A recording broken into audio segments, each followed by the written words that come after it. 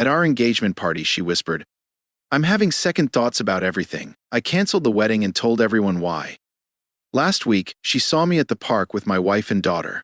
Hey viewers, before we move on to the video, please make sure to subscribe to the channel and hit the like button if you want to see more stories like this. Thanks. The fairy lights woven through the old oak tree shimmered like 1,000 trapped fireflies. Laughter, warm and effortless, drifted from clusters of friends and family gathered throughout the backyard. The air carried the scent of grilled meat, expensive perfume, and the sweet, hopeful fragrance of a summer evening. Our engagement party, hers and mine. I stood beside the makeshift bar, a glass of whiskey in hand, watching her. Sarah was the center of attention near the fireplace. Her laugh, that loud, uninhibited cackle I had always loved, rose above the hum of the crowd. She looked stunning, the emerald green dress I had bought. Her for her birthday hugged her figure in a way that filled me with quiet, possessive pride. This was all for us. 5 years of history, arguments, compromises, and growth had led to this perfect, sparkling moment. I was completely committed. I had been ever since the day I proposed on that rain-soaked hike up Miller's Point. The memory flashed vividly against the glow of the party lights. Her smiling through heavy breaths, hair plastered against her cheeks, me fumbling with the ring box, fingers numb from cold and nerves. The yes that came out more like a joyful scream, echoing across the wet granite cliffs. It had felt real. It had felt earned. My best friend Dave slapped me on the back, pulling me back to the present. "Can't believe you're actually locking it down, man. She's a force of nature." "The best kind," I replied, and I meant it. Sarah was a hurricane, and for years I had been happy to be the eye of her storm. Then I saw her step away from her group, her smile faded as she met my eyes. With a slight tilt of her head, she gestured toward the darker, quieter corner of the garden near the old rose bushes. My heart lifted. A private moment.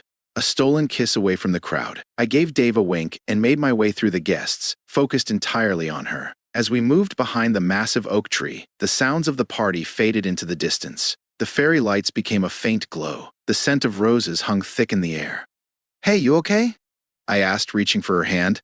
It was cold. She pulled it away and folded it beneath her arm. "Everyone's having a great time. You're the star." She wouldn't look at me. Instead, she stared at a half-bloomed rose, her jaw clenched. The silence stretched. Heavy. "Wrong." Sarah took a sharp breath. "Mark, I'm having second thoughts." The words hit me like a punch to the chest. I actually stepped back. My mind raced, trying to reshape them into something reasonable. "Cold feet. Everyone gets. Old feet." I forced a laugh, but it sounded strained. "It's a bit overwhelming. I know. We can sneak away soon. Just say the word." Her eyes finally met mine. The coldness in them stole the breath from my lungs. This wasn't anxiety. It was dismissal. "No," she said quietly, with terrifying certainty. "Not about the party. About everything. Us. This." She gestured vaguely toward the laughter, the music, the future we had planned together. "Trapped?" The word felt foreign and toxic as it left my mouth. "Sarah, we planned this together. What are you talking about?" She turned fully toward me. There was something strange in her expression. Almost smug, almost defiant. That was when I noticed Chloe and Megan standing nearby, pretending to inspect a hydrangea bush while clearly watching us. This was a performance. I was being put in my place. And she wanted an audience. "I just need to know if this is it," she said, her voice growing slightly louder so they could hear. "If you're it." It all feels so final, and I'm not sure I want final. The noise of the party disappeared completely. All I could hear was the roar in my ears. Suddenly, the entire scene came into focus with horrifying clarity. The carefully chosen venue, our families, our friends, all of it was just scenery for her public display of contempt. She wasn't sharing a fear. She was staging a public execution of our relationship. The love I had felt only moments earlier hardened into a cold, heavy weight in my stomach. I looked at her, at the woman I had planned to spend my life with, and all I saw was a stranger. The hurricane had finally turned toward me, but I wasn't going to be destroyed by it. The anger, the pain, the desperate urge to plead. They surged through me in a wave of heat, and I deliberately let them pass. I would not give her, or her audience, that satisfaction. The shock on my face settled into calm neutrality. I nodded slowly, as though I were processing. "GA minor business update." "Okay," I said, my voice quiet but steady. "I understand." A flash of surprise crossed her face. This wasn't part of her script. She had expected tears. An argument. A scene that would validate her story about feeling trapped. Instead, she got nothing. I didn't say another word. I turned around and walked away, leaving her standing among the shadows of the rose bushes. I walked straight back into the center of the party. The noise returned in a rush. I noticed the concerned looks, the whispered questions. I stepped into the middle of the yard, picked up a spoon, and gently tapped it against my whiskey glass. Conversation stopped. 100 faces turned toward me, smiling, expectant. My parents. Her parents. Dave, wearing a confused expression. Everyone. Thank you all so much for coming tonight to celebrate with us, I said, my voice steady and clear. I paused and looked around the crowd. It seems the celebration is premature. The engagement is off. Sarah is having second thoughts about everything, so please enjoy the rest of the food and drinks. The party's over. The silence that followed was absolute, and in that silence, I took my first clean breath in minutes. The betrayal was complete, and my dignity, though it felt like a suit of armor I had never wanted to wear, remained intact. The silence in my apartment felt almost tangible. It was heavier than the quiet of a library, deeper than the stillness of a sleeping city. It was the silence of a future that had just been erased. The drive home from the party passed in a blur of streetlights and the hollow growl of the engine. I never looked back. I didn't say another word to Sarah, to her stunned friends, or even to my shocked parents. I simply walked to my car, got in, and drove away. The first thing I did when I got home was remove the crisp blue button-down shirt I'd bought specifically for the party. It felt like a costume now. I dropped tea onto the floor, not out of anger, but from a strange numb detachment. Standing in the middle of my living room wearing a white shirt and dress pants, I simply breathed. The apartment, which had always felt like a temporary stop before we eventually bought a house, suddenly seemed enormous and unfamiliar. My phone began buzzing. First my mom called, then Dave. After that came a flood of texts from unfamiliar numbers, likely members of Sarah's family. I picked up the phone, my thumb hovering over the power button, but turning it off felt like running away. Instead, I opened the settings and activated Do Not Disturb, allowing only calls from my parents and Dave to get through. I wasn't hiding. I was establishing a perimeter. The next morning, I woke up at 6 o'clock. Not because I was rested, but because my body had simply exhausted all the sleep it could manage. The truth hit me the instant I opened my eyes. It hadn't been a nightmare. The memory of the twinkling lights and Sarah's cold, performative voice remained burned into my mind. What I felt wasn't heartbreak in its purest form. Not yet. It was confusion. Deep, overwhelming confusion. It felt as though I had spent years following a map only to discover overnight that the entire world had been redrawn. I made coffee. The familiar ritual became an anchor. Then I sat down at my laptop. I opened a spreadsheet I had lovingly named wedding_plan_V3. My eyes moved down the list of vendors: the Ridgewood Venue, Magnolia Catering, Aria String Quartet, Premier Photography. My first call was to the venue manager, a cheerful woman named Brenda. Ridgewood Events, this is Brenda. Hi Brenda, it's Mark Evans. We have the wedding booked for October 15th. Why hello Mark, so excited for you and Sarah. What can I do for you? I need to cancel the booking.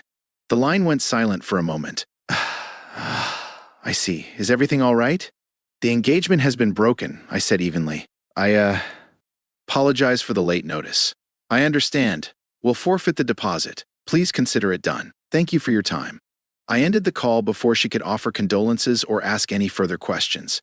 I repeated the process with the caterer, the quartet, and the photographer. Every conversation followed the same script. The engagement has been broken. Cancel everything. Forfeit the deposit. Thank you. I became a machine, systematically dismantling the future we had built together. There was a strange, grim satisfaction in it. With every cancellation, I reclaimed a little more control. 2 days after the party, the doorbell rang. I already knew it was her. I'd ignored all of her messages, a chaotic mix of, "We need to talk," and "You humiliated me," and she had finally run out of patience. I opened the door. Sarah stood there with her, arms crossed. She looked exhausted, but there was no regret in her eyes, only defensive, simmering anger. "You didn't have to cancel everything so dramatically," she said as she brushed past me and entered the apartment. "We could have talked. You just shut down." I closed the door and leaned against it, making no move to offer her a seat. "You told me at our engagement party, in front of everyone we know, that you felt trapped. What was there to talk about, Sarah? I'm not a prison guard." She threw her hands up in frustration. "You're so black and white." It was a feeling, a moment of doubt. "You're just proving my point that you can't handle complexity. You can't handle real, messy emotions." I simply looked at her. The hypocrisy was staggering. My ability to handle complexity isn't the issue. Your decision to share that particular feeling at that particular moment was a message. I received it. We're done. Done? She practically spat the word. Just like that? 5 years and you're done because of one conversation? It wasn't a conversation, I replied, my voice still calm, which only seemed to anger her further. It was a declaration. You made your choice. I'm respecting it. I was scared, she shouted, her composure finally cracking and revealing the panic underneath. I needed reassurance, not for you to burn everything to the ground. You didn't need reassurance, I said, pushing away from the door and walking toward the kitchen. I needed some distance between us. You needed an audience. You got one. Now you have to live with the performance. I picked up my coffee mug. I think you should leave. She stared at me, her chest rising and falling rapidly. The man she expected to find the one who would beg, negotiate, and try to reason his way back into her good graces was gone. I was someone different now. Someone she couldn't manipulate. Fine, she whispered, tears of frustration thickening her voice. You're a coward. You're running away because it got hard. I didn't answer. I simply took a sip of coffee and looked out the kitchen window. A moment later, the front door open. Then slammed shut. The silence returned. But it felt different this time. It was no longer the silence of absence. It was the silence of resolution. I picked up my phone and opened my social media apps. I didn't scroll. I went directly into the settings and blocked her everywhere. Instagram, Facebook, every platform. I wasn't doing it out of anger. It was simply practical, no different from canceling the wedding vendors. She was a canceled vendor in the project of my life. That afternoon, I called Dave. Hey man, I said when he answered. You free for a beer tonight? Mark, Jesus, are you okay? What the hell happened? I'll tell you tonight, I said. But I'm okay. I'm really okay. And strangely enough, in that moment, it was true. The pain was still there, a dull, persistent ache, but it was overshadowed by something else. Clarity. A profound sense of clarity. The map was gone. But the compass inside me, after years of spinning aimlessly, was finally pointing true north. The world didn't end. The sun still rose. That was the first surprise. Part of me had expected the universe to acknowledge the disaster, to pause in solidarity with my shattered future. Instead, Tuesday arrived and I went to work. The sky was a brilliant, cloudless blue, a perfect mockery of the grayness inside me. The office was the hardest part, the sympathetic glances, the hushed conversations that abruptly stopped whenever I entered the break room. I kept my head high, offered a tight smile, and told anyone brave enough to approach me.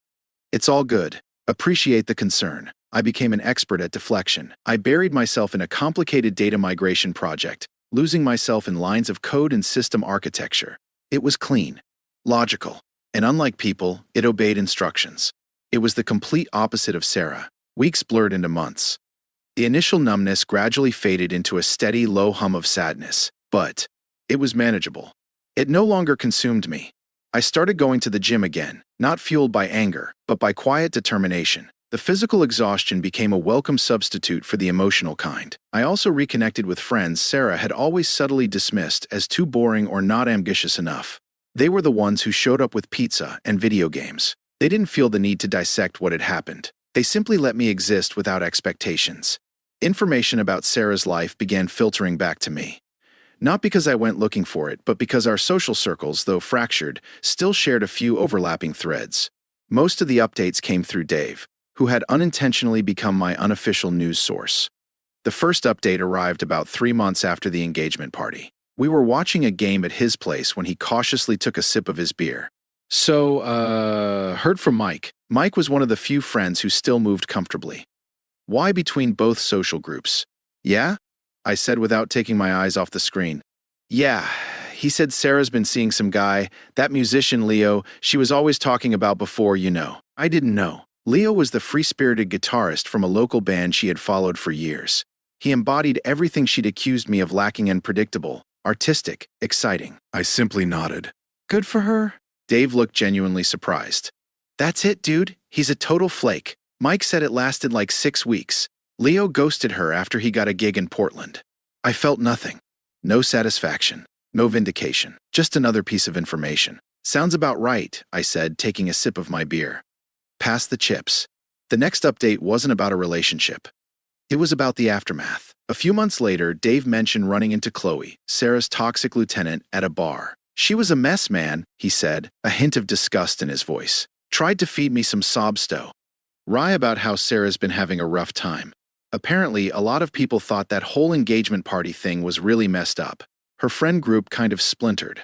Nobody wants to be around that kind of drama. I listened quietly, my expression unchanged. I thought about Chloe and Megan standing near the hydrangea bush, eagerly watching the spectacle unfold. What I felt wasn't sympathy for Sarah's isolation. It was disappointment over the waste of it all. The friendships, the trust, all sacrificed for a single moment of theatrical cruelty. The final piece of karmic fallout arrived nearly a year later. One evening, my mom called. She still occasionally crossed paths with Sarah's mother at the grocery store. I saw Carol today, she said carefully. She looked tired. She mentioned Sarah. Oh? I murmured, scrolling through work emails on my laptop. Well, she didn't get that promotion she was up for at the marketing firm. Carol said she's been distracted since everything happened. The news didn't surprise me. Sarah had always tied her self-worth to external validation, her career, her social standing, the image of an exciting life.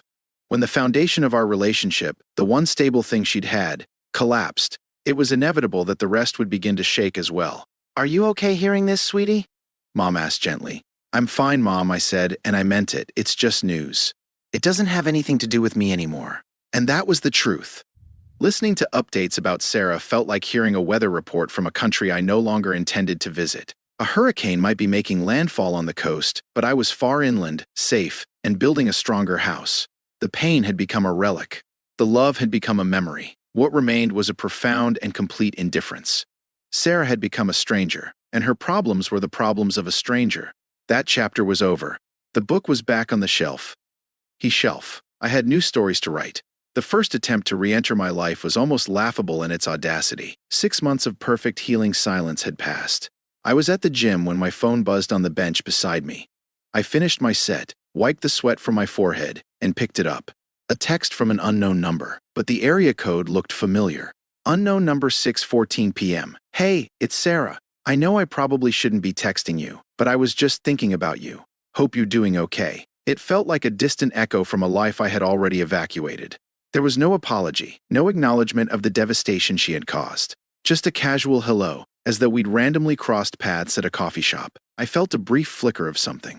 Not anger, not longing, just a cold disdain for the sheer lack of self-awareness. I didn't block the number. I simply deleted the message and returned to my workout. No response. The second attempt carried more operation. Exactly 1 year after the engagement party, a voicemail notification appeared on my phone. I was deep in a coding session, completely absorbed in my work. I almost ignored it. But something made me press play. I switched it to speaker and leaned back in my chair. Her voice was thick with tears. The performative edge was gone, replaced by raw panic and regret. Mark, it's me. God, I listened to this beep. I made the biggest mistake of my life. He was nothing, a distraction. What we had was real. It was solid. I was just scared and stupid. Please, can we just talk? Just for 5 minutes? Please. I saved the voicemail. Not because I felt sentimental. Not because I missed her. I saved it as a digital trophy, a receipt for a bullet I had successfully dodged. It was tangible proof of the chaos I had walked away from. I felt the detached curiosity of a scientist examining a specimen of regret, but there was no desire to engage, no response. The third attempt came through a flying monkey. A week after the voicemail, my phone rang. Chloe, Sarah's chief enabler. The same woman who had watched from the bushes with eager anticipation. I nearly ignored the call. But morbid curiosity won, I answered. Mark. Her voice was sharp and accusatory from the very first word, as though I were somehow the one creating the problem. Chloe, I said flatly. What can I do for you? You need to stop being so stubborn. She launched straight into it. No greeting, no pleasantries. She's a mess, a complete mess. She's sorry, okay? Are you really that heartless? You loved her once. Don't you care what this is doing to her? I leaned back and adopted the tone of a customer service representative dealing with an unreasonable complaint, the professional archetype. Chloe, Sarah, and I are no longer in a relationship. Her emotional state is not my responsibility. It hasn't been for over a year. She's suffering, Chloe insisted, her voice climbing higher. I'm sorry to hear that, I replied, the words carrying no genuine sympathy. They were simply a social placeholder, a polite way to conclude the conversation. But as I said, it's not my concern. Please don't contact me again on her behalf. I heard her sputter in disbelief. You're an asshole, you know that? Then I ended the call. I didn't block her. I simply made a mental note to ignore any future attempts at contact. The anger of an enabler was just more noise. The final attempt was the one that settled everything. It came a few nights later. A rapid-fire stream of text messages lit up my phone like a distress signal. The angry outburst. Sarah, 11:23 p.m. Fine. Be that way. Sarah, 11:24 p.m. I see you. You were never emotionally available anyway. You were a robot then, and you're a robot now. Sarah, 11:25 p.m. You're probably still alone and bitter in that sterile apartment. You never knew how to live. Sarah, 11:26 p.m. I'm better off without you. I was right. To leave. You're a black hole. I read every message in order. Each one peeled away another layer and exposed the decaying core underneath. The tears were gone. The pleading was gone. This was the real Sarah. The version I had briefly seen in the garden. The one who became venomous whenever she didn't get what she wanted. She wasn't sorry for what she'd done. She was sorry that her actions had produced consequences she didn't like. This time, I didn't simply delete the messages. I didn't save them either. I took a screenshot. It was the final piece of evidence I needed. Confirmation that walking away calmly had been the only sane response. She was a storm of blame and entitlement. There was nothing left to miss. Nothing left to mourn. The final ghost of what I thought we had was finally laid to rest. I placed my phone face down on the nightstand. The room was quiet. The only sound was my own steady breathing. There was no anger, no pain, not even pity. Only a dia. Episode peaceful silence. The attempts at reconciliation were over. She had shown me everything I needed to see. The door wasn't merely closed. It had been bricked over. The park on a Saturday morning was our sanctuary. It had once been mine alone. Now it belonged to us. Sunlight filtered through the old oak trees, scattering patches of light across the ground. The air was filled with the laughter and excited shrieks of children. I pushed the baby swing in a gentle, steady rhythm, my heart so full it felt like it might burst. "Higher, Dada," a small, determined voice asked. "A little higher, sweet pea," I said, giving the swing another soft push. My daughter Ellie giggled, her curls bouncing beneath her sun hat. From a nearby bench, my wife Lena watched us. A book rested open in her lap, forgotten. A soft smile played across her lips. She caught my eye and winked. This was everything. The quiet, lasting happiness I hadn't even known how to imagine after the bombsar. Had dropped into my life. It wasn't dramatic. It wasn't frantic passion. It was something deeper. A steady current of joy. I lifted Ellie from the swing, and she immediately wrapped her arms around my neck, burying her face against my shoulder with a contented sigh. I breathed in the scent of baby shampoo and sunshine. This was my life now. It felt real in a way my previous life with its performative celebrations and constant hunger for external validation never had. Then I felt it, that unmistakable sensation of being watched. A cold spot on an otherwise warm day. I looked up and scanned the edges of the playground. And I saw her. Sarah stood frozen on the gravel path roughly 20 yards away, a takeaway coffee cup in her hand. She looked diminished. Her shoulders were hunched. Lines of exhaustion marked her face, visible even from a distance. She was alone, and she was staring. Her gaze fixed on me, on Ellie in my arms, on the simple, devastating image of a life that had continued without her. For a long moment, neither of us moved. The last 2 years compressed into that single silent instant. The fairy lights, the cruel whisper, the slammed door, the desperate texts. Everything flashed through my mind and disappeared again without leaving a mark. She took a hesitant step forward, then another. Soon she stood only a few feet away. The scent of her perfume drifted through the air, the same perfume she had worn that night. A ghost from a haunted house I had left long ago. "Mark, hi," she said softly, her voice trembling. It sounded thinner than I remembered. I offered a polite, distant smile, the kind reserved for a vague acquaintance. "Sarah." I continued gently swaying with Ellie, who was now peeking shyly at the stranger. Sarah swallowed hard. Her eyes moved from my face to the wedding band on my left hand and then to Ellie. She's beautiful," she managed, the words sounding painfully forced. You got married. Congratulations." "Thank you," I said evenly. Then I turned my attention fully back to my daughter. "Okay, adventure girl. All done with the swings? Ready to see Mama?" Lena was already walking toward us, her expression warm but curious. She slipped her arm around my waist, an effortless, natural gesture of belonging. "Ready to go, honey?" she asked, her eyes focused entirely on me, not on Sarah. "Yep, all set." I looked back at Sarah. She was visibly falling apart. The carefully maintained composure she'd brought with her was cracking beneath the weight of reality. There was no audience now, no one to perform for, only me, a man who had become a stranger to her, and the family I had built from the ashes of the one she had thrown away. Take care of yourself, Sarah, I said. It wasn't a blessing. It wasn't a curse. It was a dismissal, a final, polite closing of a door that, in truth, had been shut for years. Then I turned away. The three of us walked together down the path toward our car. Lena gently squeezed my side. Everything okay? She asked quietly. Perfect, I replied. And I meant it with every fiber of my being. I didn't look back. I had no reason to. I already knew what was behind me. A ghost. A relic. A lesson learned. I settled Ellie into her car seat, making silly faces until she burst into laughter again. As I started the car, I caught one final glimpse in the rearview mirror. Sarah was still standing there, a solitary figure on the path, small and insignificant against the vibrant life of the park around her.